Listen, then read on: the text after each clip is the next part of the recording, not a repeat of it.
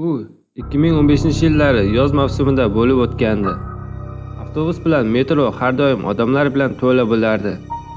Bu mening uchun noqulaylik tug'dirgani sababli maktabga taksida borib kelardim. Aslida taksini xavfsiz deb hisoblardim.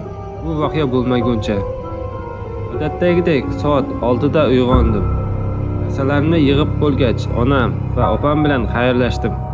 Keyin taksiga o'tirdim. Mashinaga minganimda nimadir g'alati sezildi. Taksi haydovchisi o'rta yoshdagi erkak edi. Taxminan 50 yosh atrofida. Yuzida chiziqlar ko'p ekan, yana ko'zlari ham katta edi. Qarasam bo'yni ham tirnalganga o'xshaydi. Ko'rinishidan va hididan ancha vaqtdan beri dush qabul qilmagan ko'rinardi. Ularni ko'rib etim jivirlab ketdi. E'tibor bermaslikka harakat qildim. Keyin u mashinasini juda tez hayday boshladi. Xuddi ketidan kimdir quvlayotgandek.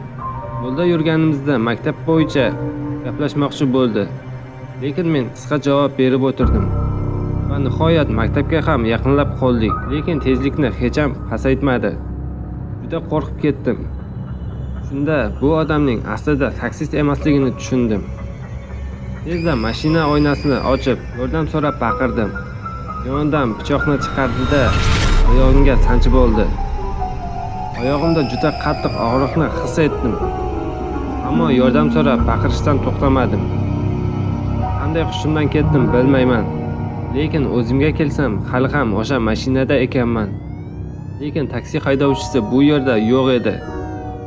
Atrofim politsiya mashinalari va xodimlar bilan to'la edi. Ma'lum bo'lishicha, sinfdoshlarim bittasi maktabdan uzoqlashib, yordam so'raganimni ko'rgan va politsiyaga xabar bergan ekan. Politsiya xodimlari darhol jinoyatchini ushlab olgan.